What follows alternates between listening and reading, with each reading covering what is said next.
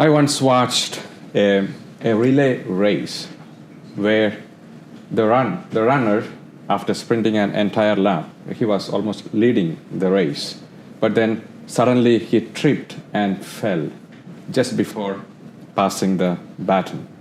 He then suddenly, picked himself up and collected the baton from the track. By then, the next runner, he jumped the gun. He ran toward his fallen comrade, grabbed the baton from his hand, and ran like his life depended on it. They didn't win the race. They came fourth or fifth. But then the crowd gave a standing ovation because it wasn't about winning anymore. It was about finishing the race. Today's first reading from the Acts of the Apostles is Paul's baton passing moment.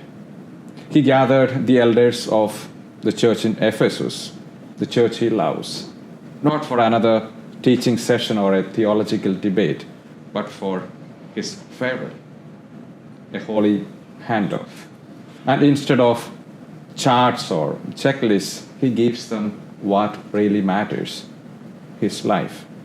He says, "You know how I lived among you. Not how I preached or healed or debated, but how I lived among you." And that's not just humility, but that's leadership. And real leaders don't say, "Remember my words." Rather, they say, "Look at my wounds. Look at my scars." And Paul had been beaten, rejected, and jailed. And yet, he stood there with love, not bitterness.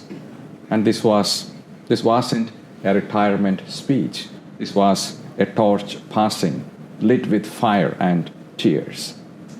And it echoes powerfully today because we also remember the burning witness of Saint Charles Luanga and his companions, teenagers, pages in a royal court of a king obsessed with control and indulgence.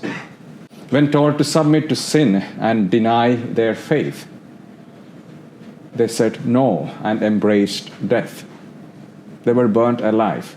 And Charles baptized some of his friends on the night before they died. And one of them said to his executioners, "Tell the king, I am finished with this world and I am going to God." They didn't drop the baton. They ran with it all the way to the flames. Now let's be honest. You and I probably won't die martyrs. But we are all running a race of faith, aren't we? And sometimes the real challenge is not in the sprint. It is in how we pass the baton. What legacy are we handing over? Are we giving those around us a faith that is merely memorized or one that is embodied? And Paul says, "I don't shrink from proclaiming the plan of God." The word shrink strikes me because most of us don't reject the gospel outright. We just shrink it. We make it polite, manageable, convenient. We shrink it to suit our comfort. But saints like Charles Luanga shows us today the gospel cannot be tamed. It must be lived in full size.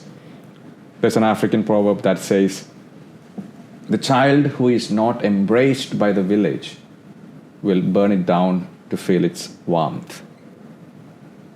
But the children embraced by Christ, like Charles Luanga and his companions, they burned not in anger, but with holy love. Their fire didn't destroy, it illuminated. My friends, today this world needs Pauls who finish well, and Charles who stand tall even when the fire rises. It needs you and me to run with baton of Christ's truth and to pass it not with fear, but with fire. So the question today is, can I preach like Paul? No, it's, can I live like him? Can I burn like Charles, not to be seen, but so that others may see Christ? Let's run our lap well. Let's not shrink. And when our turn is done, may we have the grace to fall forward with baton in hand.